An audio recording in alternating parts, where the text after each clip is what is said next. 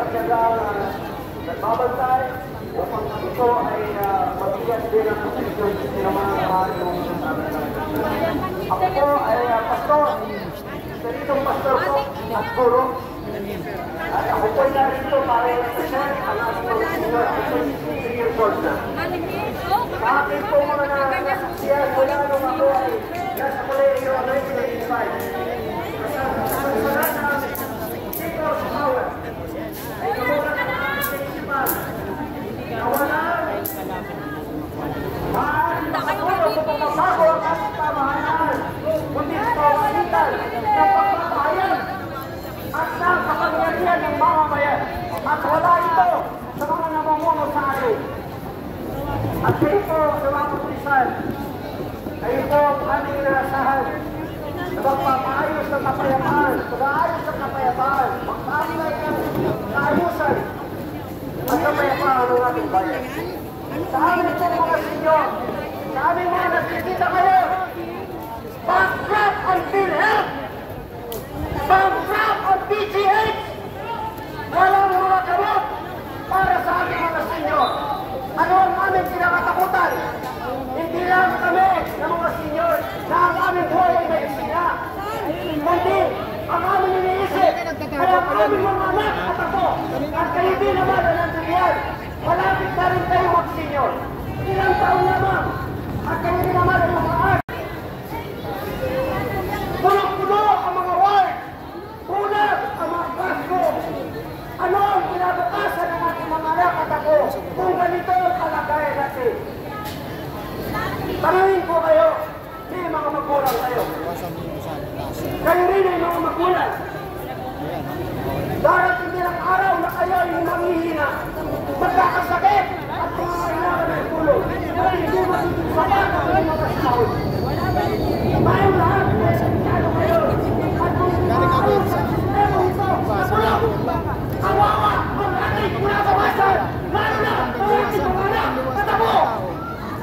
Buti na, dumating si Kuya Badong. Sabi ng Kuya Badong, lakad tayo doon. Lakad kami doon sa barangay kung nasaan si Kuya Badong. Siya ay dinala sa ibang bansa upang mag-isip. Samantalang tayo ay mayroong sariling batas na kung saan dapat ay sundin. Siya rin ay senior na. 80 years old.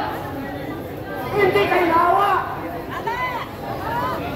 Darating din ang araw kung anong ginawa niyo sa kapwa niyo, yan din ang gagawin sa inyo. At maaaring sobra pa. Alam ko, wala kayong magawa. Nakatali ang inyong mga kamay. Kailangan sumunod sa batas. Ngunit nasaan ang labag natin sa ating mga senyor? Kung tayo mismo ay hindi kumikibo, kumiimik, at ang ating inaasahan lamang ay ang ibibigay sa atin. Ngayon po, sa ating pagwawakan, dahil sinipaabot sa inyo. Muli, salamat sa inyong pag-ibig. Gawa, bago kayo matulog mga mergamit, manalangin kayo, isipan niyo ang kalagayan ng ating bansa. At ito po ang aking panalangin. Nais pinigin na tayo, kayo mo po at manalangin. Ama, wala kaming kapangyarihan sa aming mga kamay, kundi ang kanya mo. Wala kami sa posisyon, kundi kami mga ordinaryong mga mayan kami. Umaasa lamang kami kung ano maaaring gawin sa amin ng aming pamahalaan at kung ano ang ay naitulong sa pamahalaan. Kaya ma'am, isingin mo ang aming mga pinuno.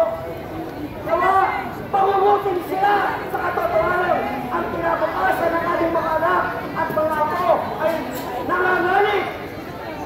At maaaring ilang taon na lamang mula ngayon, ang aming bayan ay babagsak ang kanyang ekonomiya. Kami pa ay naharap sa maaaring digmaan na hindi namin ginugusto.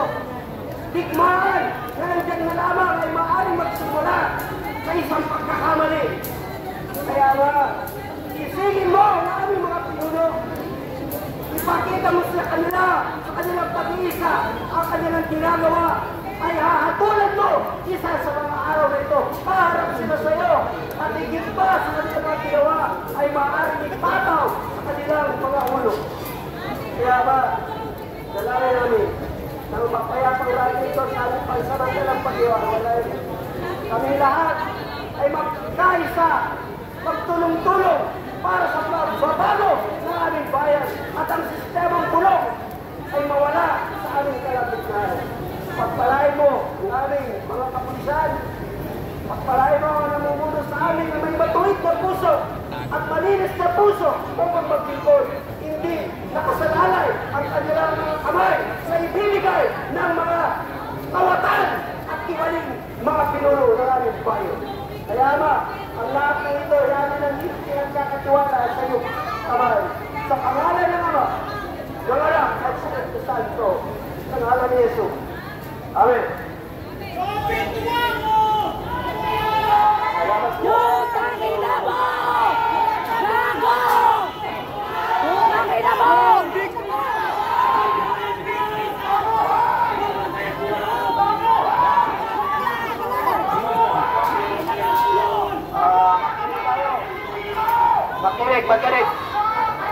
Makinig. Okay. Tayo po ay dumating dito na mapayapa at pinakinggan naman tayo. Tayo rin po ialis na mapayapa sa lugar dito. Hindi tayo papakinggan yan! Demonyo yan! Ang bawat isa sa ating pagalis. Hayaan po natin na ang mga iniwang salita natin sa kanila ang isang gumising sa kanilang puso. Kaya alis po tayo ng mapayapa at hayaan natin ang Diyos at ang kapangyarihan na ibigay ng batas sa atin bilang mapayapang bansa at malaya ay ating pagkatiwala sa Diyos. Iwawag po tayo ng mapayapa. Maraming salamat po. Let's go! Marcos Isan! Marcos Isan! Doon big pisot. Kaya nga na, nakita niyo mo?